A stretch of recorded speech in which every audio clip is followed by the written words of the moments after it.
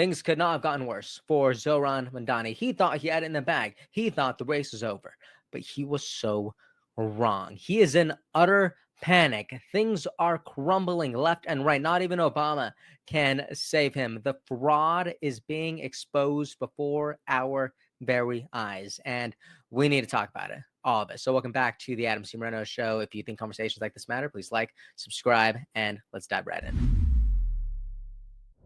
So I like starting off with the numbers because I believe the numbers tell a very clear story, which is that Madani is scared to death because Andrew Cuomo is right there, right at his heels. He is 4 points behind him. That is unbelievable. It's also worth mentioning that this is the Atlas Intel poll. It was the most accurate pollster in 2020 and 2024. So this is not to be taken lightly at all, but it does get even more interesting because look at this. According to Kalshi, the prediction site, they pulled their data, and what did they discover?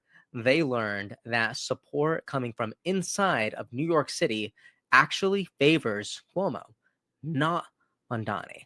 What the heck is going on? We thought this election was over in June, but oh boy, were we so wrong. Other research also kind of confirms this because look at this. Jeremiah Johnson says, interesting crosstabs. Cuomo is relatively stronger with native New Yorkers, low income, and people who live in public and rent-controlled units. Mamdani does relatively better with transplants, the rich, and market renters. So what does this mean? It means that Zohran is the candidate who's never worked a real job, and real New Yorkers know this. Holy smokes. But now moving on, because if you like that, you're going to love this. In some breaking news, Obama refused to endorse Zohran.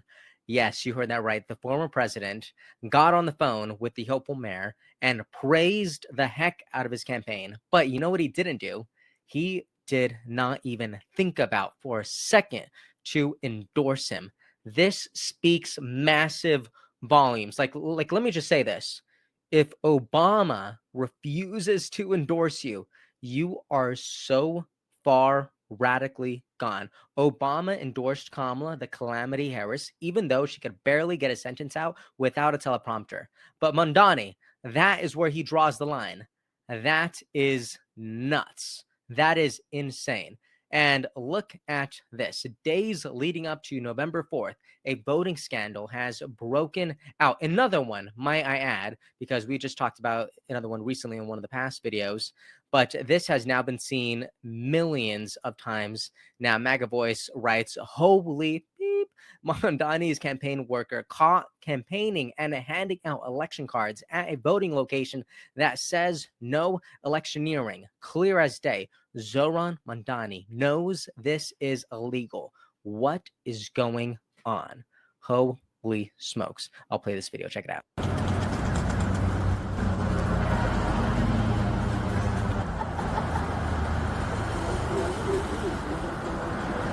Look at that.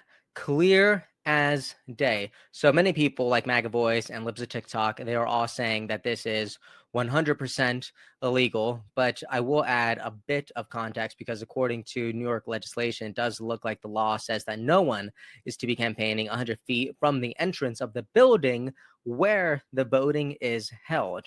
And here is a better view of that sign. So I think when we look back at this video, you could tell that this campaign worker is outside of the fence that says it, but is she 100 feet away from the building? I will say this, though, because even with all the context, it is still not a good look.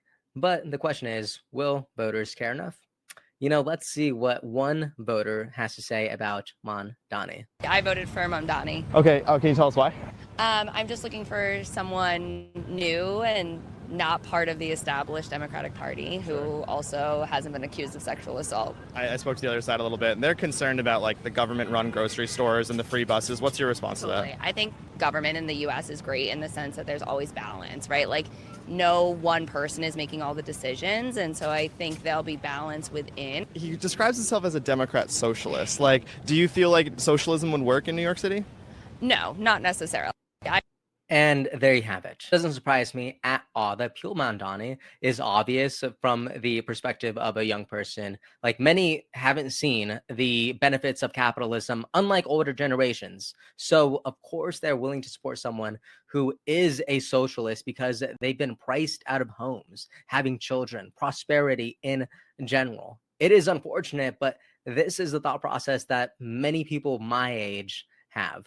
So it is wild, but it is true. And as that is happening, a CNN reporter was on the ground with Zohran, and she just humiliated him in front of all the cameras. But what's even worse is Zohran's response. Look at this. Hakeem Jeffries was asked this morning if you're the future of the Democratic Party. He said no. Good to know. Do you have a response? No, I'm focused on the next 2 days. Do you think you're the future of the Democratic Party? I don't dare predict the future. That's why I'm out here canvassing to deal with my anxiety to get through the tape of the future of 9 p.m. on Tuesday. He is so weird. Good to know. What kind of Looney Tunes a psychomaniac person responds like this? And the reason why this bothers me so much is because he has done this so many times. He does this all the time. Anytime he hears something that he doesn't like, he responds with these strange passive-aggressive statements like, oh, that's good to know. Oh, hope you have a good day as well. And it's just hoping to end the conversation. And I don't like it at all. More news on the endorsement side of things is that the president actually just spoke about Mamdani, saying that he is not a fan of Cuomo, but if it's going to be between a bad Democrat and a communist, I'm going to pick a bad Democrat. And Megyn Kelly does share a very similar frustration on a recent episode. Take a look for yourself. There's no choice right now. You're going to have to vote Cuomo. I'm sorry. I with all due respect to Curtis Lewa, I can't stand Cuomo, but Curtis can't win. And we're now so tight in terms of the election, you got to get real. How are we going to elect this guy, this imam-loving, this terror-loving, imam-loving Mamdani as the next mayor of New York? Curtis Lewa, I respect. It's just he wasn't able to get it done. His numbers are too low. He's not a realistic candidate. That's the truth. So it's got to be Cuomo, and I don't know anyone who just loves that, but I do think anyone with a brain understands that. Even the biggest brains like Elon Musk, he just fired this off in a post this morning saying, remember to vote tomorrow in New York. Bear in mind that a vote for Curtis is really a vote for Mamdani or whatever his name is. Vote Cuomo. My goodness, the choice is clear. I wish we had better choices. I really do. But the choice is nonetheless clear. This is how you rescue New York City. I do want to end this video off with some good news, though. Okay. I don't know why Nancy Pelosi always looks like this, but Nancy Pelosi, 85, will not seek re-election in 2026. Wow, the reign of terror is over, finally. Some are saying that she is ready to retire and spend her millions because she now has an estimated net worth of $283 million. Yes, the Congresswoman has more money than some of your favorite actors in Hollywood. It is wild after her world-class trades. This is 100% long overdue, and I refuse to celebrate someone who has been clinging on to power for decades and decades, but nonetheless, about time. Jeez. Anyways, that is the video from Zohran getting absolutely spooked by the numbers to Obama getting sick and tired of his garbage, the scandals that are seen towing the line time and again, and another feature of the Democratic Party, which is the inability to answer questions. Tell me what you think about Zohran Mamdani, according to Elon Musk. And if you made it this far, subscribe, like, share this video, turn on the bell, all that jazz, and I will see you all next time. Thanks for watching. Episode's over already?